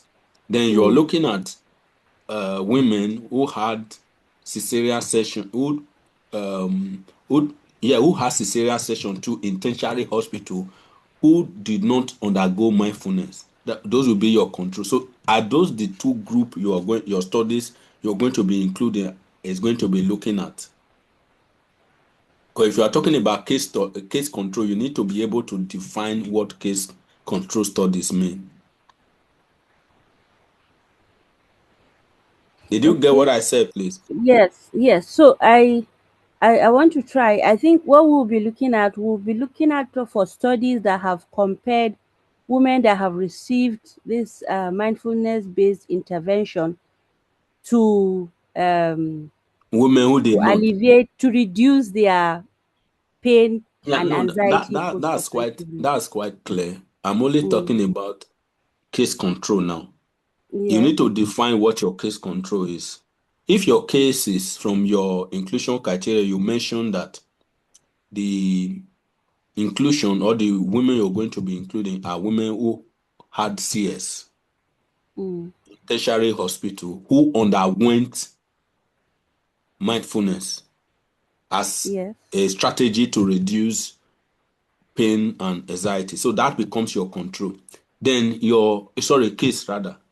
Then your control then become the same group of women who also had CS in tertiary hospital, but that do not undergo mindfulness. So you then have to check their pain scores and their anxiety score to check whether there are effectiveness. So that's where you'll be able to actually measure the effectiveness. So you need to make sure that you capture, what your cases are and what your intervention are. So I think that's just the only thing I have. Thank you very much. Yes. Please, I'm part of the group. I would like to ask a question. So when you are searching for the article, do you look for the women, an article that has both women who have had the CS for the first time and they've had the mindfulness, and those who have had CS for the first time and not had the mindfulness? Do you look for an article that has both? Yes, that's one way of doing it. That's one way, and that's the best way of actually doing it, because you want to make sure that you are looking at a study who have case control study will be the best in this case. But you may also want to look at a study, maybe just an observational study or cross-sectional study that are probably only looked at whatever group they look at the case. But the question is, you will not be able to extract information for you to compare, because there will not be data for you to compare. If you're only just looking at cross-sectional study, for example, cross-sectional study will only tell you, okay, these women who had CS, 4 CS in tertiary hospital, who undergo mindfulness, this was their pain and anxiety score. Then maybe another study we also look at, a separate study, we looked at, okay, the same category of women, this was their, this was also their score, but they didn't undergo mindfulness. But for you to be able to, for it to fit into this study design or this study you're intending to do, it has to have, you have to have the two group of women in a single study that have looked at that. Then you can begin to look at what their scores were. Then you have several of those studies, maybe about 10 or 5 studies. Then you extract the information. Then you might then begin to be able to look at meta-analysis.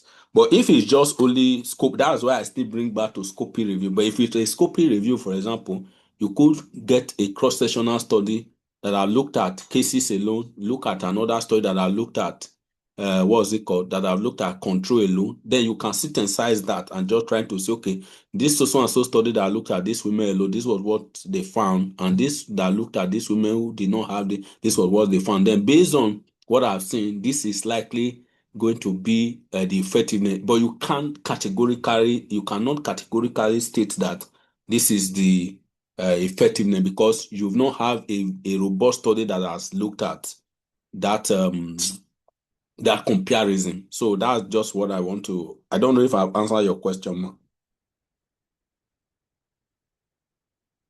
Yes, you've answered my question. So in a case where you don't get an article that has both, for a systematic review, what do you report on? Because someone that's why I mentioned you then do a scopy review. Okay. Because or better still, that becomes an evidence. That's why you do systematic review. So that becomes a strong evidence, for example, for wanting to do that kind of study. Okay. Yes. So that as becomes I heard a gap in literature. Yeah. Okay. All right. Okay. Thank you. Okay, thank you so much, Nairobi and Dr. Leonard. We thank you so much for your contribution. Continue working with your group to polish your responses. Now we're going to have one last group present. Apologize because it's 10 minutes over the time. So we're going to ask Victor to share his screen and present what your group has done. Okay, go ahead, Victor. All right, thank you. So actually, Marianne, we're presenting on behalf of group Lusaka. Marianne, if you can unmute yourself.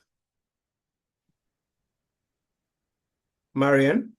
Okay, so maybe I just start and then when she can. All right, please go ahead then. Okay, so for Group Lusaka, our topic is the effectiveness of polio vaccination campaign in increasing immunization coverage among children in sub-Saharan Africa, a systematic review. So inclusion criteria are that the children reported in the study should be between 0 to 5 years. We are including peer-reviewed empirical studies. There could be quantitative, qualitative, or mixed method studies. And third, we are including studies conducted in only sub-Saharan Africa. And then the peer-reviewed journals we are using should be published in English. We are also including journals published between 2015 and 2025, so within the last 10 years.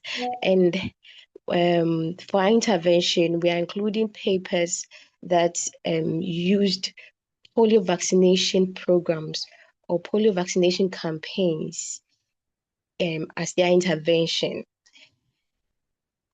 And lastly, for our outcome, we are using papers or studies that reported the uptake of polio vaccines among children as a result of the polio vaccination campaigns they used as their intervention. For our exclusion criteria, we are excluding children and adults that are above 5 years, and then countries outside sub-Saharan Africa.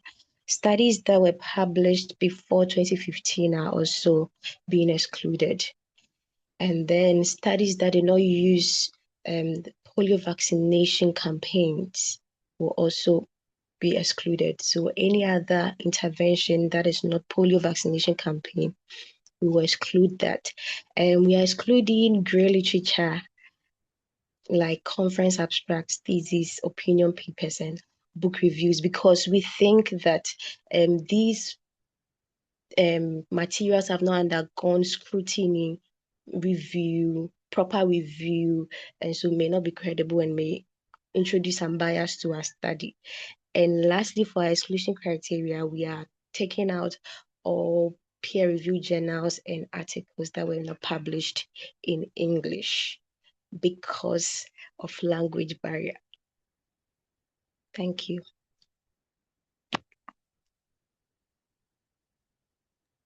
Thank you. A good proposed topic. Okay. I have a quick question first before we move to, I looked at the order. Now, since you guys really like the word effectiveness, so the polio vaccination campaign, you're looking at how it increases. Now, in your inclusion, you said children who are 0 to 5. My question is, this intervention, who is it directed at? Is it the parents or the children? So for us, we think that the intervention can be directed at both the parents and the children, even at the healthcare center, the healthcare system. The intervention can be can target the hospitals to increase vaccination. The reason why I'm asking that is, if that is not clear, you cannot measure your intervention. Okay. Yes, because you need to be sure of who you are targeting. Now, if you're targeting the parent, so it means that you look at parents or maybe a community where their parents were probably where this intervention was done, as compared to maybe a community where the intervention were not done. And then after you check the uptake after. So it's the uptake that enables you to know if the intervention is effective or not. That's one. Then the second one aspect of doing this kind of study is you can read about there's what we call step wedge trial.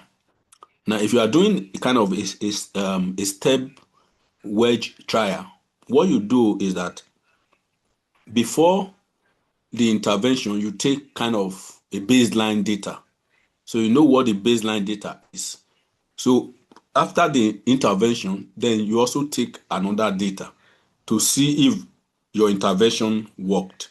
So that's another, most likely, that might be what, if, for example, you are designing a study that have to do with this kind of approach, if it's going to undergo ethical approval, they will expect it to be step wedge trial. The reason is because you're not comparing, another group is not being disadvantaged just to compare with another group where the intervention is being done. So you have a baseline data, you collect your baseline data to see, okay, what was the state before any intervention came. So after you've introduced your intervention, maybe after a while, then you now check what the uptake has been. Then you're able to check that can give you the effectiveness. So as such, another community is not being used to compare a community where intervention is given, why the other why other community is at disadvantage by not being that you not introduce the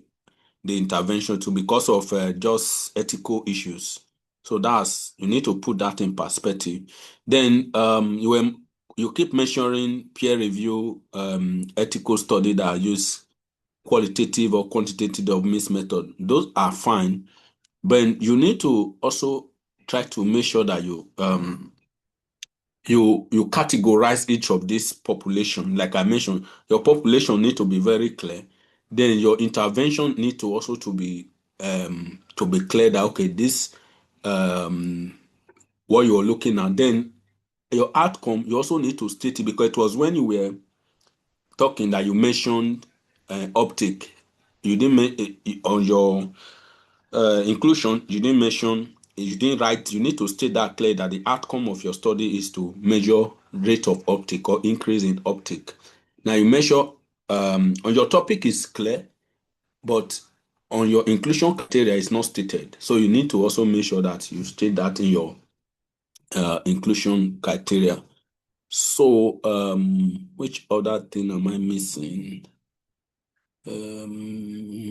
So I mentioned the intervention, comparison. So you are going to be comparing, like I mentioned, there are two ways you can do it. You can compare a community that had the intervention with the community that did not have the intervention, or you can use kind of a step wedge study design to compare a community against itself by collecting a baseline data. Then also after the intervention, then you collect the data to see if there's any change. So it means that you need to have kind of key intervention, key parameters or performance index, KPI, basically, for you to be able to track that increase if there is any of that has happened. I think those are my only point that just have to raise. Every other thing seems okay. Okay. Thank you so much. Just a question. Okay. Yeah. You mentioned using the base studies and also another study to find out if there have been changes. So my question is, this is a systematic literature review. How do we do that? Because some studies don't usually do this kind of... that's why you need to, that's what I'm saying. You need to you need to determine what method you want to use. But you can actually bring the two methods together. But the only thing is, when you are categorizing your outcome, then you need to you then need to begin to look at, if you look at when you are doing your risk assessment, for example, for every, I'm sure you will get there, when you're doing, for every study you include, you risk assess, then you also check the quality assessment. Now, for a study that use a randomized clinical trial, it has high or low bias and also high quality. Now, for a step wedge study, for example, it's also going to have similar kind of scores. So you need to define the one that are you going for, or you are going to use a mixed study, because you already mentioned that you're going to be using quite a lot of mixed studies. So you're going to be using both quantitative, you're going to be looking at qualitative, you're also going to be looking at mixed method. So it means that if a study reports the traditional way of doing this study, which have to do with, you have a community where you the intervention is introduced, then you compare with another community that doesn't have, or basically if there are studies that have looked at a community where the intervention was done, there will always be a baseline data that you are comparing, because if you don't have a baseline data, you can't know whether you are making any outcome. Maybe before then, polio uptake there was like 50%. Maybe after the intervention, it increased to 70%. So there's 20% increase in uptake. So that's one. Then you could also look at a study that only just look at low uptake as a result of where there are no intervention. Then that can also serve as a control data. But in this case, you can't synthesize those data together. So you have to make sure that you compare them. That's why I keep mentioning, for you to do a systematic review, you have to have a very defined and focused question that you are answering. If not, you won't be able to answer the. And another thing you also need to note is that it's possible for you to start with 5,000 papers that you search. At the end, you might only end up having maybe 8 or 10 that meet the criteria. So that's how a systematic review is. So you just make sure that your criteria is clear, that whether you at the end, if it's only 3 papers that meet the criteria, you state it there, that's what you found, provided that your search was well done and every step that you've done were watertight, and whoever reviewer most likely are not going to reject your paper because maybe you didn't have enough papers. No, they're only going to be looking at what step did you take from the very first beginning. They are checking to click all the boxes.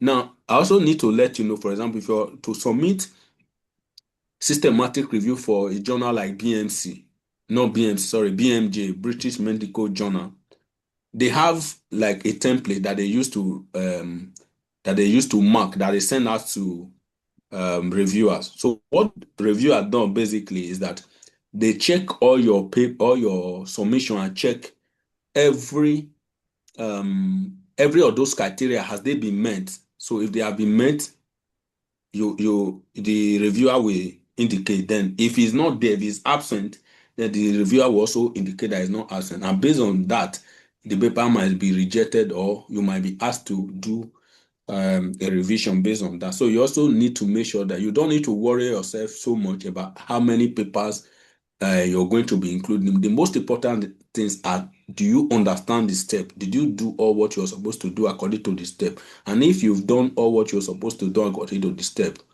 you can even end up having maybe just 2 papers. And the only thing you do in that kind of 2 paper, you only just write and show that there is gap in evidence. And that can become basis for even funding to do additional studies. I don't know if that's clear. Thank you so much. Yes. Thank you. It's very clear. Thank you. Doc, please, I have something to say. One moment, please, because we are running out of time, I wouldn't be able to allow any further question. But if you wish, you could put questions in the general chat group, and I will forward them to Dr. Leonard to answer. And also to your SRN contact person, and we'll be able to see how we can answer further questions on the group activity that we are working on. Okay, everybody okay with that? All right, so Dr. Leonard, do you have any closing remarks before we end our session today? Please. Well, I want to thank the organization, although I'm also part of the organization, for allowing me to come to share a bit of experience. So please kind of reach out to me. You can reach out to me on LinkedIn. So just my name. So if you have any specific question, then regarding email, my email is my surname dot my first name @gmail.com. So I'm open to. I may not reply to you as fast as you may want, but I will definitely always reply my email. So if you have any specific question that you want to ask, I'm open to that. And the best way to reach out is probably on LinkedIn. Then I will always reply there, basically. So thank you once again for the opportunity. Okay, thank you so much, Dr. Leonard. In closing remarks, quick mention that the extension has been granted for persons who have not submitted their formative assessment for session 1. And those peer reviewers who have not been able to grade your peers' work, you have until Friday next week to complete it. Session 2 formative assessment will be shared during the course of this weekend or by Monday for the latest. And the group activity, please go back and discuss with your group members based on the feedback received from all the groups that presented, and also working with your SRN contact persons. Also put your question if you need any further clarification so that you will understand the process that we are doing for systematic review. So when we start session 3, at least you cover session 1 and 2 and you are comfortable. You feel more confident every single week. Okay? I wanted to thank you all for coming. Thank you for your patience, for allowing us to go beyond the time. And we look forward to seeing everyone next week. So thank you so much. Enjoy the rest of your evening. Bye, everyone. Yes, the extensions will be for April 17, Valerie. Thank you, Dr. Leonard. One assignment. Yes. Okay then. Bye, everyone. Thank you, everyone. Bye-bye. Bye, everyone. Bye. Thank you. Bye-bye.